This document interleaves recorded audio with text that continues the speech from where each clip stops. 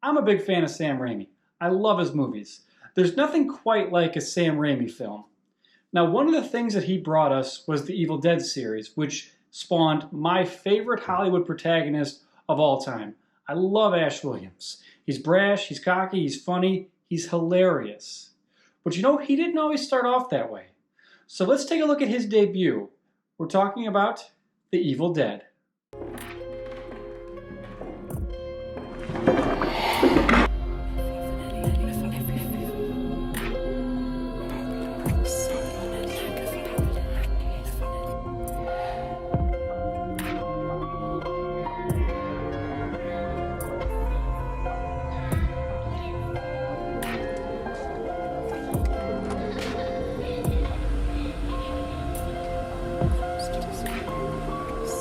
Back when I was a much younger Mr. Pat, I watched this series in reverse order.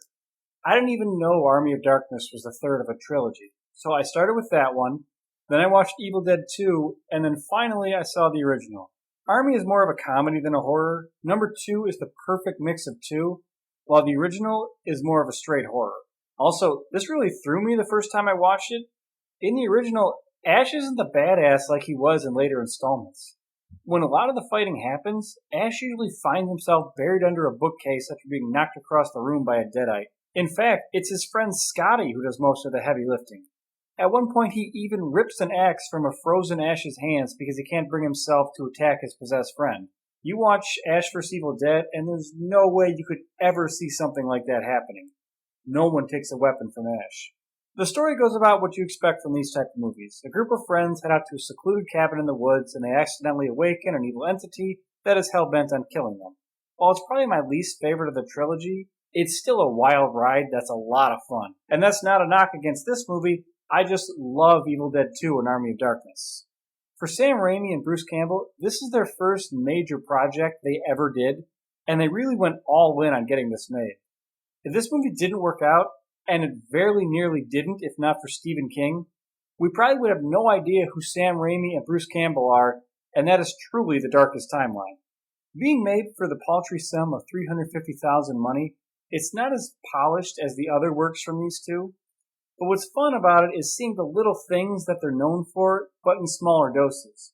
You watch The Evil Dead, and it definitely has a style all of its own, but you watch and pick up some of the things that Raimi is going to be known for.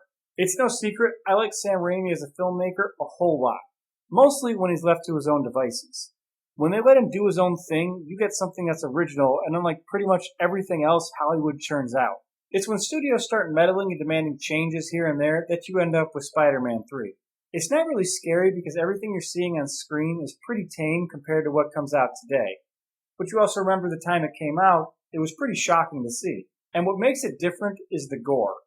It's my favorite type that it's just so over the top. The Deadites, when attacked, seem more like balloons filled with fake blood. So while Ash or Scotty are fighting back, they just get covered with it. At one point, Ash is in the fruit cellar and blood starts pouring out from everywhere. And eventually our hero is covered from head to toe after facing a steady deluge of it right in his face. The visual is funny in itself, but Bruce Campbell is such a fantastic physical actor. In the sequel, which I'll get to later this month, his fight with his own hand is a masterclass in physical acting. Even his hand somehow emotes.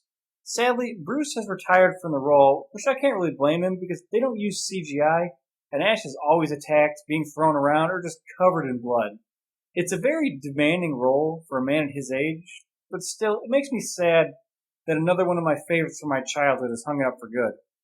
The movie is definitely worth watching, if for no other reason, to see where such an iconic director and actor got their starts. 9 Dr. Chainsaws.